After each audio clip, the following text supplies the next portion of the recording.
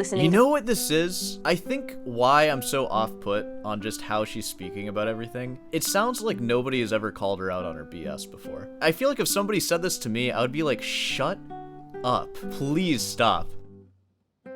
Hey, this is Cameron, and welcome to the reaction log. Whoa! Alright, we got a special spicy one here for you today. This is Rick Beato, guys, and he's interviewing a pop musician. I know. This is a very special pop musician, though, because she's part of the Will Smith family. I've done at least one video on Will Smith. It was with the Marson one. We're about due for a new Marson video at some point, huh? I don't really know anything about this interview. I know that she plays guitar. I know that she writes pop music that's, like, kinda good, apparently. Hey, what's me? I'm a guitarist too. I've studied my entire life to get nowhere, or at least that's what you'll all say. But yeah, without further ado, let's go ahead and jump into this interview and see what we got going on. So about 6 months ago, I get a DM from Mohini Day, the amazing bass player that I interviewed on my channel last year, and she's like, I'm playing with Willow Smith, played Tiny Desk, you should check it out. And I was thinking, Willow Smith, you mean like, wait a minute, Willow Smith?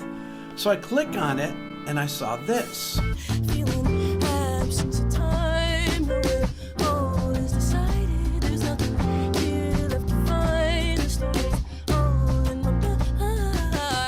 I got a chance to sit down and talk with her. And during that, she debuted a new song called Honor that is beautiful. I'm so excited that you are here. It's so nice to meet you. It's so nice to meet you. When you have an odd time signature, do you have to count it or you just feel it?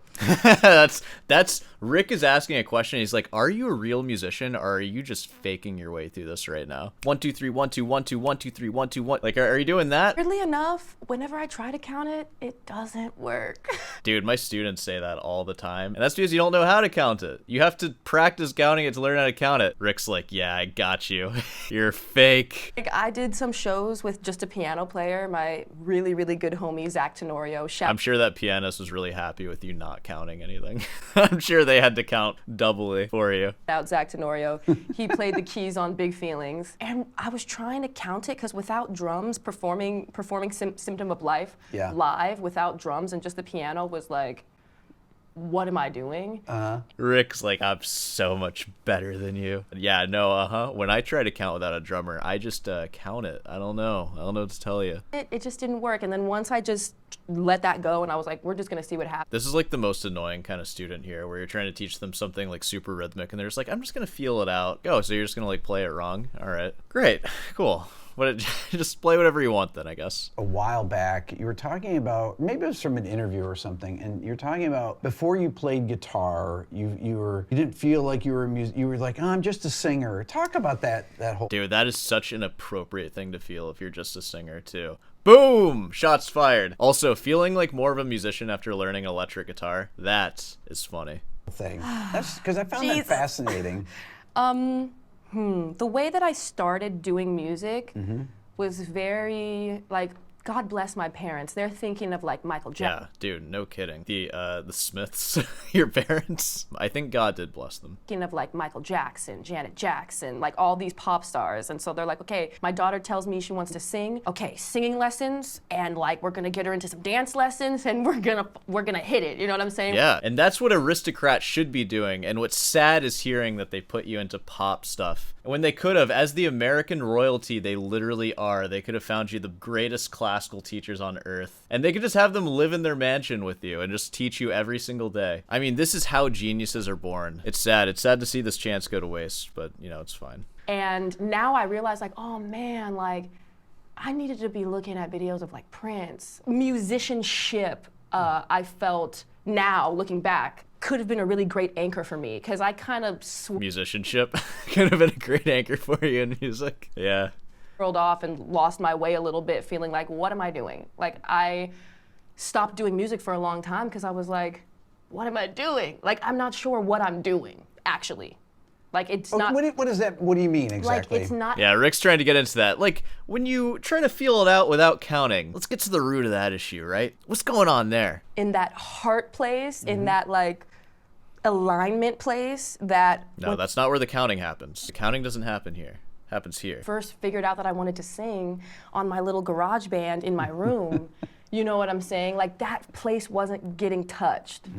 And so that's why I didn't feel like I was a real musician. That's why, because it wasn't hitting that spot. My first instrument was actually the piano. Okay. And weirdly enough, Terrible. No wonder. Terrible. there are these two brothers, the Graves brothers, Cameron Graves and Taylor Graves. Woo, Cameron's. Hey, Cameron Graves. That's a little.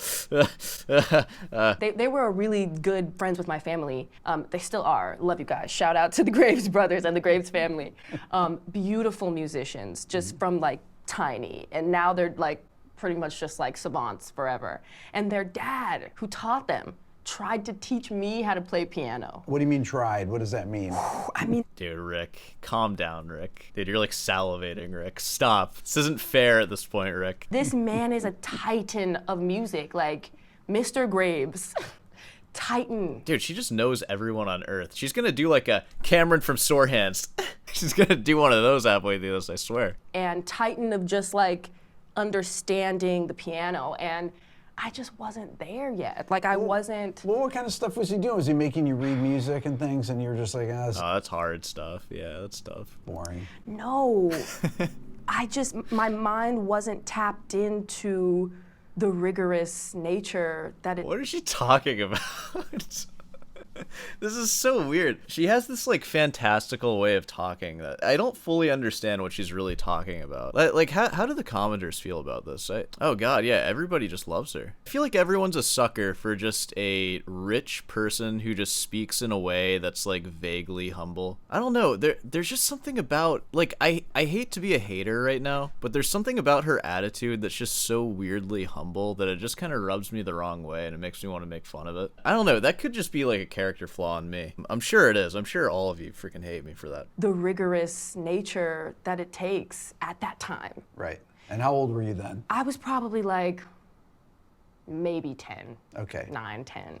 You know what I'm saying? Yeah. But his sons were way younger, gripping it on the, you know what I'm saying? So Yeah. it was a different kind of mindset. And so I was like, dang, I guess I don't have it. Like, I guess I don't have the stuff. Because I was just like, I just can't do this. I can't do this. And so the piano kind of went by the wayside. I don't feel like I'm answering your question. I feel like I'm No, just no, going you're crazy. getting to it. No, this is good. Yeah. It's just like, okay, let's Go get on. through this. You're riffing. Yeah, I'm riffing. is I'm good. getting to the point. Yeah. Getting to the We're point. riffing. We do that sometimes. I don't ever do that. All right. But there was just a period of my life where I just felt like, okay, like I'm in the studio, I'm singing, I'm doing this. That takes a certain skill. Wait. Go back. Did you quit the piano then? I did. Okay, so you're like, okay, She said that. Rick, look alive, Rick. She already said that. Come on. I don't want to do this anymore. Yeah. Were your folks like, okay, fine. They were like, you're gonna regret that. Okay. You're gonna regret that. Okay. That this is what I wanted for myself. Okay. Like this is what I wanted for myself. I want to be a musician who understands their instrument, who understands exactly what they're doing and can bring their heart to it, but also their mind to it. Mm-hmm. And at the time, it just didn't hit. You know what I'm saying? And so I felt insecure.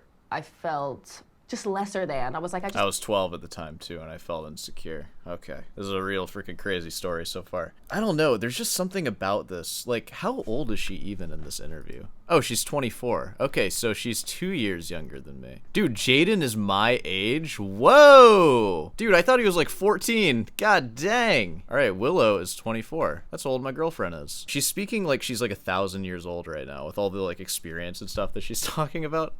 Like, but all right. because around me were so many amazing musicians that were and I was just like, I just don't have it, right? Right. Me doing pop music and me doing all of that, like it was fulfilling at a certain point, but there was always that part of me that was like, like it's not hitting that spot. And that's a personal thing. I stopped doing music for a long time. I was like, this isn't for me, like the whole thing. Okay. I was like, I can't find it. I can't catch it. Okay. This whole thing isn't for me. I tried to actually be a ballet dancer during this time. Okay. I tried to get into a company, like an actual ballet Okay. company. I was listening to classical music every day though. Okay. During this period. Nice, good. Yeah, there we go. I don't even do that, so boom, there you go. So I do practice every day though, so I kind of do. It's good. Because when you do ballet, It's good. Rick's on my side, all right. it's like specific classical songs yeah. that you listen to. Classical songs, gotta love that. And so that was just getting into my brain. Now I feel like in a weird way, that kind of did a psychological thing where like now it's kind of, I don't know, subconsciously listening. You know what this is? I think why I'm so off-put on just how she's speaking about everything, it sounds like nobody has ever called her out on her BS before. I feel like if somebody said this to me, I would be like, shut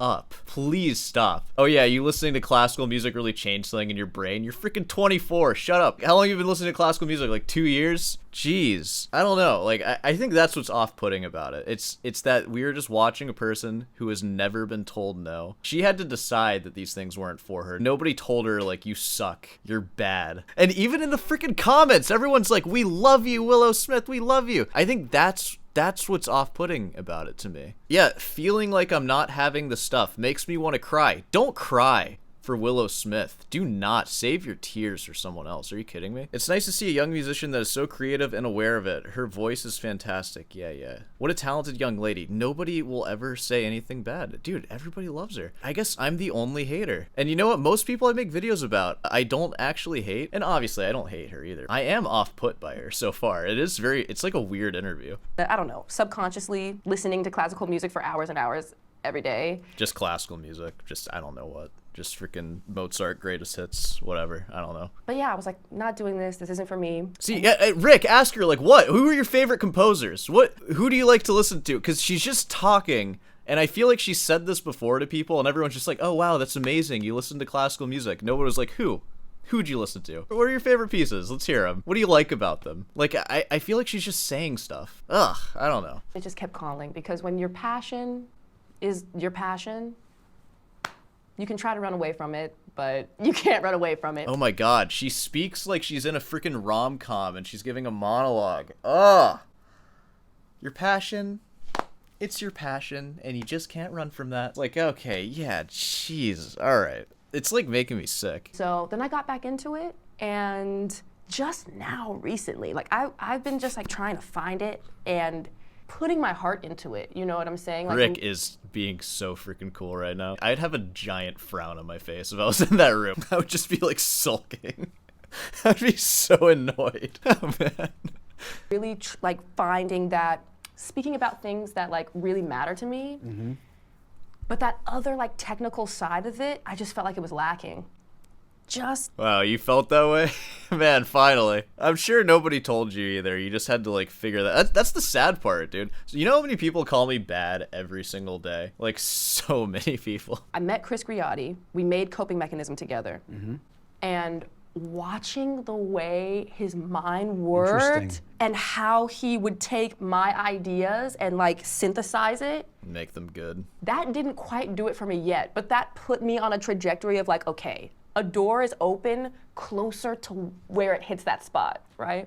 And then cut to starting Empathogen, I meet my really, really good friend, Eddie Benjamin. And Eddie Benjamin he's a savant. That's the second time we used savant today. He's younger than me. I'm pretty sure he's like 22. He just rips on every instrument like it's crazy. And I met him, and he would call me every day and be like, did you practice today? And I'd be like, dang, like, I practice this, I practice that. And so now I'm like on this roll, Soar Mozart variations. I practice Bach. Roll of like, I really love this person and I love music and they're helping me become a better musician.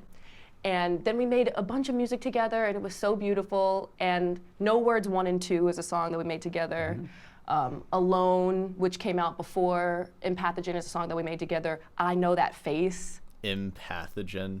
Oh my god. Oh my god. Oh. It does make me sick. Empathogen. Ugh. All right. Just having that deep friendship of a person checking in and being like, hey, what's up, bro? Like what? Like I'm checking for it if no one else in your life is checking for it. You know what I'm saying? And that really. Well, what would you say when he would check in on you? What would you say? Oh, I did this today. Yes, and we would just riff about it and talk about it, and he would give me like, oh, you should listen to this song because they use this kind of chord progression and this kind of scale, and you should da-da-da-da, whatever. He's like, you like singing in Lydian, you also like singing in Phrygian, and da-da-da-da, whatever. Oh, God. Yeah. Okay. I hate this. I hate this interview so much. It's so annoying. They've talked about nothing. I've heard musical buzzwords, and I've just heard the experiences of a 24-year-old. All right. Like, I don't know. This is terrible so far. I hate this. It just opened my mind up to a whole new way of seeing music. I never knew I could fall more in love with music.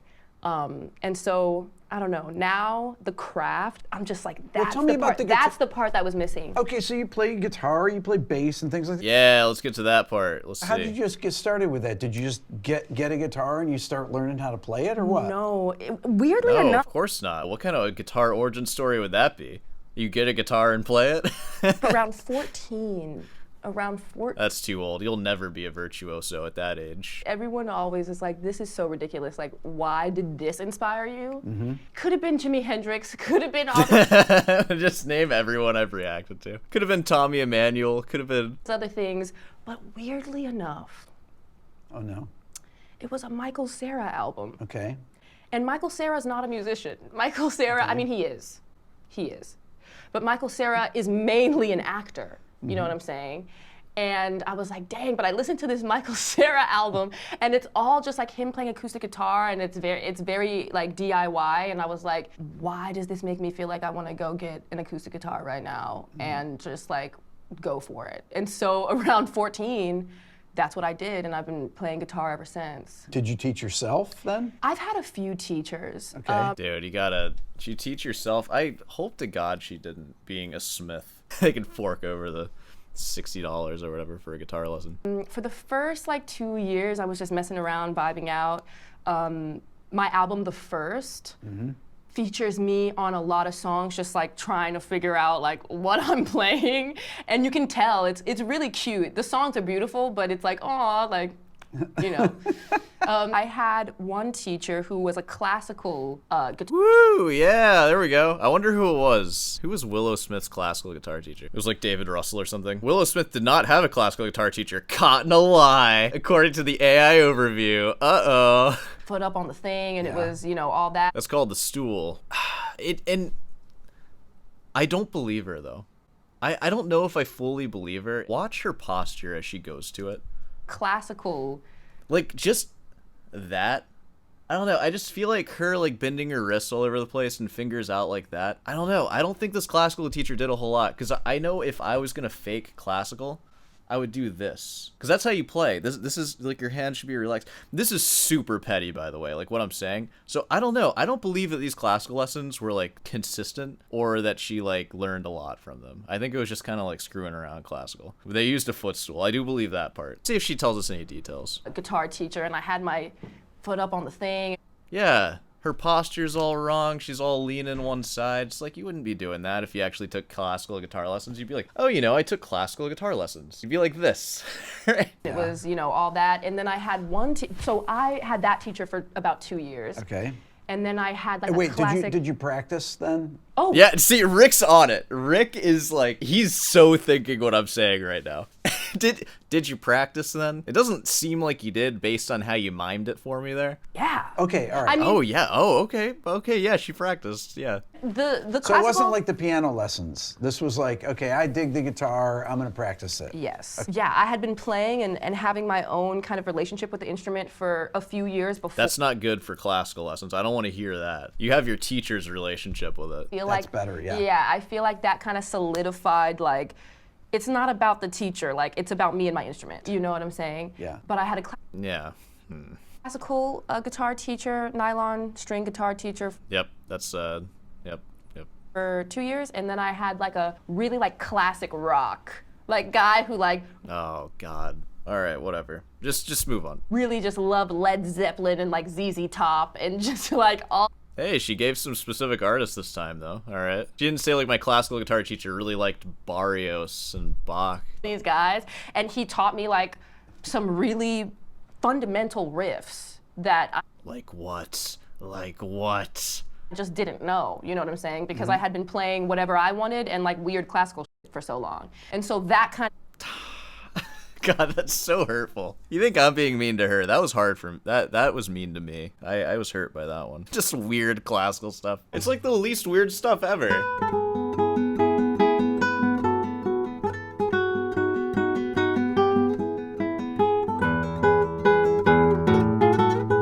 What kind of stuff was that teacher teaching you that you think it's weird?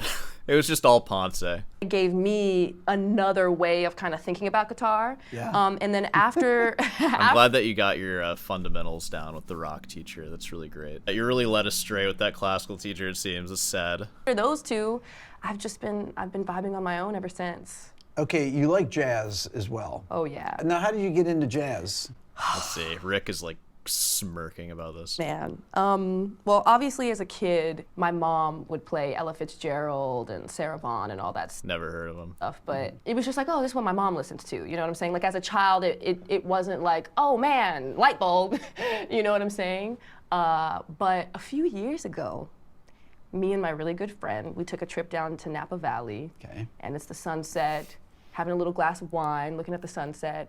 Oh, so this was like, wait, glass of wine. You're 24, and we're talking about your origin of jazz right now. How long you been listening to jazz, huh? Was it 3 years ago? It sounds like this is an old story. All right. I put on Chet Baker. And this was after, Hey, at least we got a name drop for one of the academic genres. this was after Coping Mechanism. Like, I really felt in that time after Coping Mechanism that I just didn't know what I was gonna do. Because I felt like I had put Wow, what a horrible thing to feel when you're 24 or younger. Presumably 21, I guess. You didn't know what you were gonna do when you were 21? Oh my god, what a riveting story. Holy crap. And then you listen to Chet Baker, you figured it out. That's awesome. so much energy into Coping Mechanism, and I had stretched my mind in such a different way. Like, I'm a harmony addict. Like, I'm addicted to harmonies. Like, more. Yeah, dude. You should meet Jacob Collier. Yeah, he likes that too. He gets more specific though when he talks about harmony. I will give him that. More harmonies. Like, I don't care. You know what I'm saying? And just the different kind of complex harmonies that were happening on that album, I really had to like stretch my brain to even conceive of that at the time. And so I felt very like, oh man, like, my goodness, like, do I have more? Like, do I have more? And I was talking to my friend about it, and we were just outside, and Chet Baker's playing. And I'm like low-key kind of down bad. I'm like, what am I gonna do? And I'm listening, and it's that one song where he's talking about the girl of... Dude, if you're low-key down bad listening to this, it's like, yeah, I'm feeling I'm feeling that for sure. My dreams. What a fantasy. And I'm listening to his voice, and the trumpet solo comes in, and I'm like, moved me to tears, you know what I'm saying? And it wasn't necessarily like about jazz. Right. It was about the emotion, and it was about the story, and it was about how the music and the composition took you along with that story.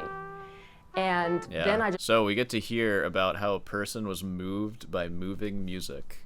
Riveting. When I see you playing stuff or singing along with, jazz tunes, and you have such a good ear for music. I mean, you have a really good ear. Is this something that you have worked on? Like, do you work on it? Did you like... Oh my god.